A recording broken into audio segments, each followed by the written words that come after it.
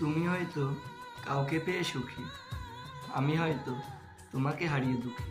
কিন্তু তোমার আর আমার সাথে পার্থক্য শুধু এটাই, তুমি অভিনয় করে জিতেছ আর আমি ভালোবেসে হেরেছি। সাথী ভালোবাসা